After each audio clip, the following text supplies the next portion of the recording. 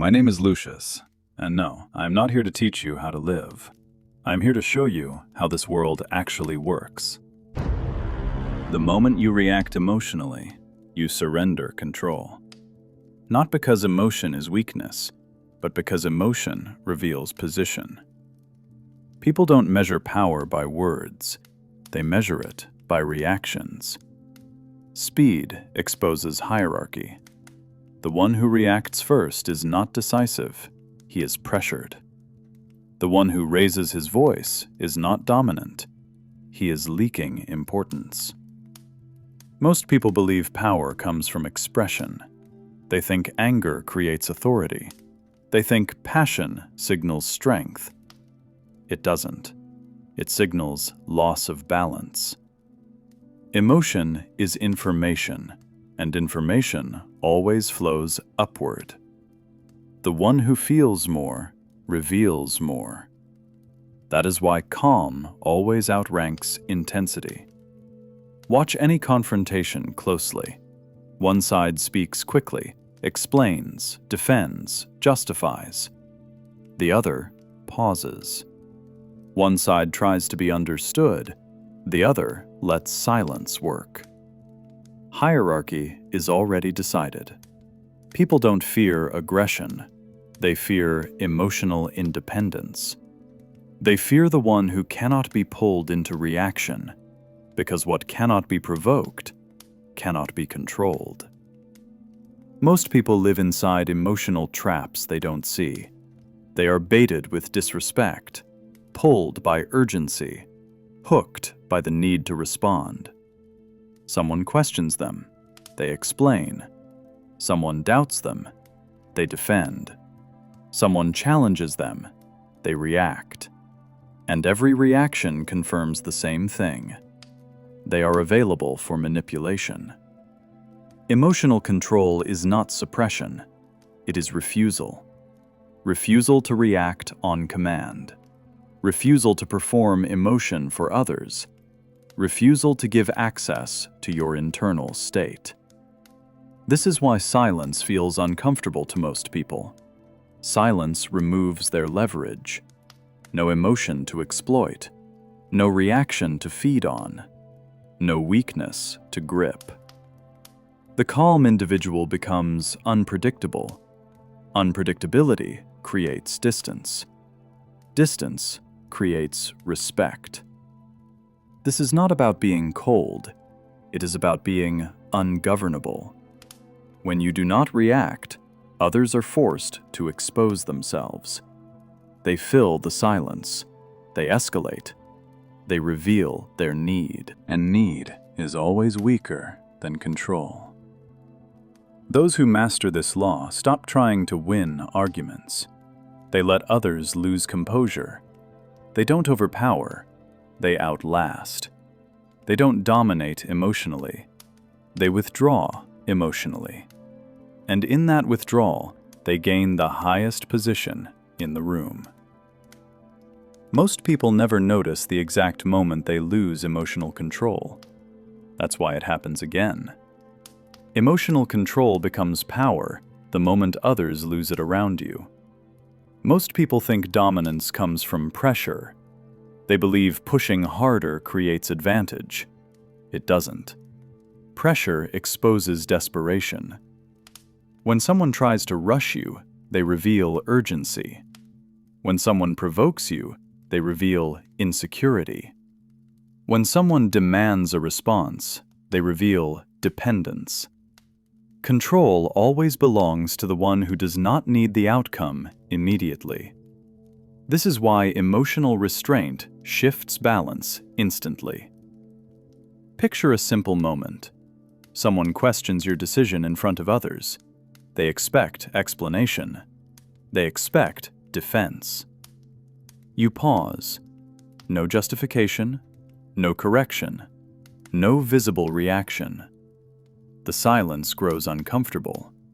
Not for you, for them. Because silence forces exposure. They begin to talk more. They repeat themselves. They escalate tone. And with every word, they reveal motive. Emotion accelerates disclosure. The more someone feels, the less they can hide. This is the mistake most people make. They believe responding restores control. In reality, response grants access. Once someone knows what triggers you, they own leverage. Anger is leverage. Embarrassment is leverage. Eagerness is leverage. Anyone who can provoke emotion can redirect behavior. This is why emotional discipline is feared, not respected, feared, because it denies entry. A calm individual cannot be steered easily. They do not move on insult. They do not bend under pressure. They do not rush to correct perception. They let misunderstanding exist. Most people cannot tolerate that. They rush to fix how they are seen. They rush to restore image. They rush to reclaim comfort. And in doing so, they sacrifice position. Emotional control is not passivity. It is selection. Selection of when engagement has value. Selection of when silence applies pressure. Selection of when reaction is unnecessary. Those who understand this law do not waste emotion on noise. They conserve it. Emotion saved becomes authority. Because when you finally speak, it carries weight. People listen differently when they know you rarely react. Your words stop being filler. They become signals, and signals shape behavior. Most power struggles are lost by those who speak too often. The emotionally disciplined win by withholding. Not out of fear, but out of clarity. They understand one simple truth. The person who controls their emotions forces others to reveal theirs. And revelation always shifts power. Most people never realize how much they give away by reacting too quickly. That's why the same situations keep defeating them. The greatest advantage emotional control gives you is time. Time to observe. Time to calculate. Time to decide. Most people trade time for relief. They respond quickly because silence feels dangerous. They explain because uncertainty feels threatening. They react because tension feels unbearable. But tension is only dangerous to those who cannot hold it. The emotionally disciplined understand something others don't. Discomfort is a tool. When you remain calm under pressure, pressure has nowhere to go. It turns inward. People begin to doubt themselves. They question their approach. They adjust their behavior, all without you doing anything. This is how power shifts invisibly. Consider another common moment. Someone accuses you indirectly, not openly, just enough to provoke.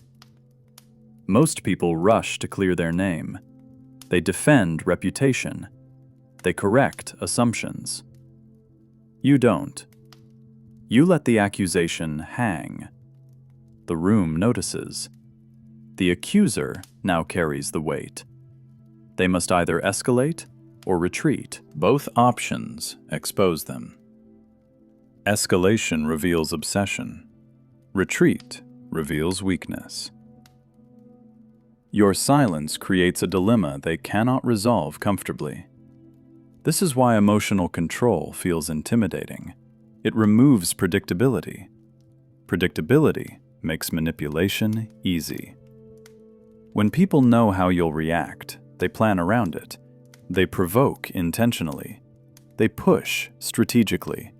They pull emotional strings. Remove reaction, and their strategy collapses. Most manipulation fails not because it is poorly designed, but because it depends on emotional access. Deny access, and the structure falls apart. This is also why emotionally controlled people are often misunderstood. They are labeled cold, arrogant, detached. Those labels are defensive. They are attempts to reduce what cannot be influenced. People attack what they can't move. The emotionally disciplined don't correct these labels. Correction invites debate. Debate invites engagement. Engagement invites leverage. They let perception exist. Perception is weaker than reality. While others fight to control how they are seen, they focus on controlling outcomes. This is the quiet advantage. Not louder, not faster, not more aggressive, just unreachable. When you stop reacting, others begin adjusting. When you stop explaining, others begin guessing. When you stop feeding emotion, others begin starving for it. And starvation changes behavior. Most people never realize how much control they surrender trying to feel comfortable. That is why pressure defeats them again and again. They mistake relief for strength, and strength, in the end, is the ability to remain unmoved.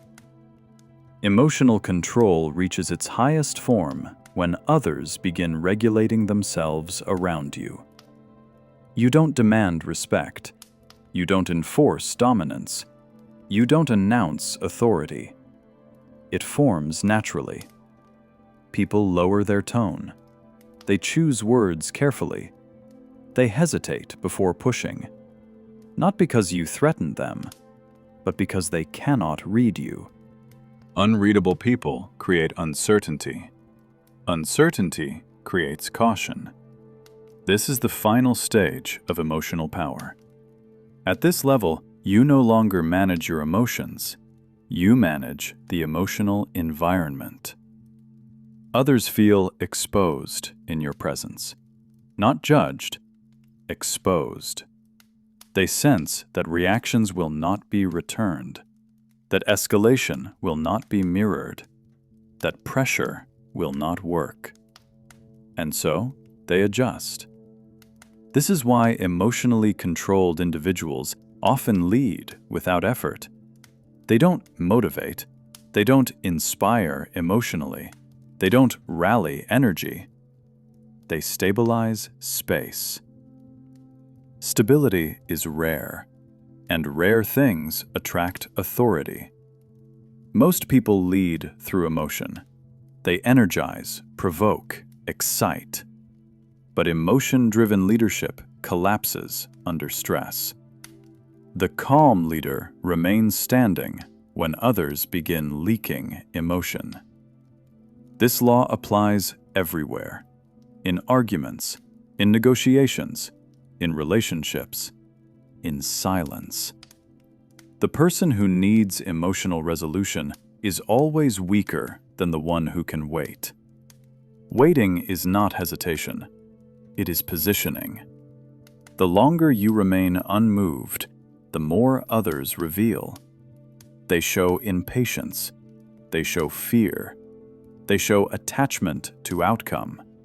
All of it becomes information. And information always favors the composed. This is why emotional control feels unnatural to most. It requires resisting the urge to correct, to react, to relieve tension. It requires letting moments pass without soothing the discomfort. Most people can't tolerate that. They would rather lose control than sit inside uncertainty. And so they keep repeating the same pattern. They react. They explain. They justify. They feel powerful in the moment and powerless afterward. Those who understand this law step out of that cycle completely. They don't seek emotional victory. They seek position. They don't dominate loudly. They dominate structurally. and structure outlasts emotion every time. Most people never realize that the moment they felt strongest was the moment they became predictable. That's why control quietly left them long before they noticed. Emotional control is not restraint. It is sovereignty.